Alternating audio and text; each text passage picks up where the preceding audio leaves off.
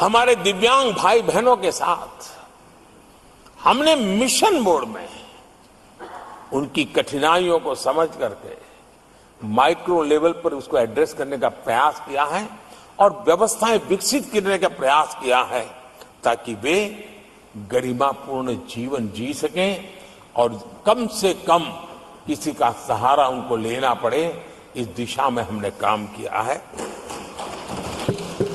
आदरणीय सभापति जी, हमारे समाज में किसी न किसी कारणवश एक उपेक्षित वर्ग, यानी एक प्रकार से समाज में बार बार हरदूत होने वाला वर्ग, वो ट्रांसजेंडर वर्ग है।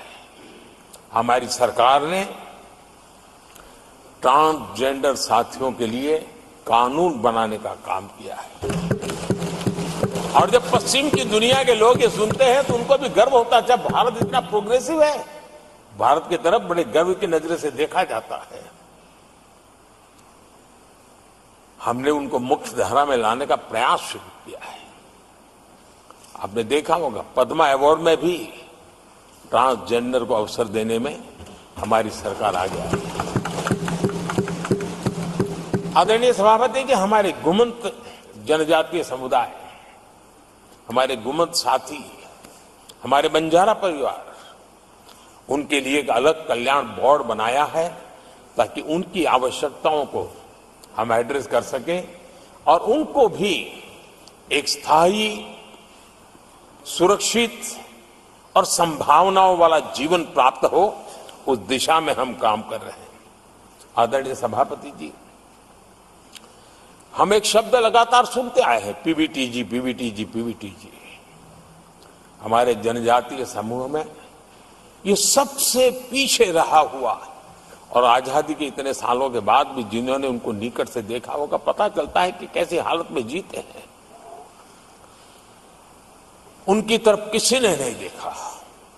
हमने एक विशेष व्यवस्था की है और पीएम जनमन योजना के तहत 24,000 करोड़ रुपए,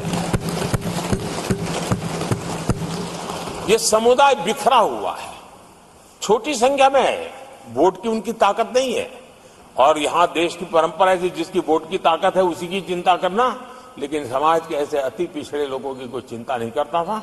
हमने वो चिंता की है क्योंकि हम वोट की राजनीति नहीं करते हैं, हम विकास की राजनीति करते हैं। आदरणीय सभापति जी, हमारे देश में पारंपरिक पारिवारिक कौशल्य भारत की विकास यात्रा का और व्यवस्था का एक अंग रहा है। जो हमारा विश्वकर्मा समूह है, जिनके पास परंपरागत से हुनर है और जो समाज की आवश्यकताओं को पूरी करता है, लेकिन उनको कभी एड्रेस नहीं किया गया। हमने करीब करीब 13,000 करोड़ रुपए की योजना से विश्वकर्मा समुदाय को आधुनिकता की तरफ ले जाना, उनके अंदर प्रोफेशनलिज्म आई। आदरणीय सभापति जी, गरीबों के नाम पर बैंकों का राष्ट्रीयकरण तो कर दिया गया था, लेकिन मेरे रेहड़ी पटरी वालों को कभी बैंक के दरवाजे तक देखने की हिम्मत नहीं होती थी, हालत थी। पहली बार देश में पीएम स्वनिधि योजना के तहत रेहड़ी पटरी वालों की चिंता की गई है और आज वो ब्याज के कुचक्र से बाहर आकर के अपने परिश्रम से और ईमानदारी से जो रेहड़ी पटरी वालों को बैंकों से लोन मिले हैं, वे लगातार, बैंक वाले भी खुश हैं, लेने वाले भी खुश हैं और जो कल फुटपाथ पर रेहड़ी बैठता था, आज एक छोटी दुकान दिशा में बनाने की दिशा में आगे बढ़ रहा है। जो पहले खुद मजदूरी करता था, आज एक आध दो को रोजगार देने की दिशा में काम कर रहा है।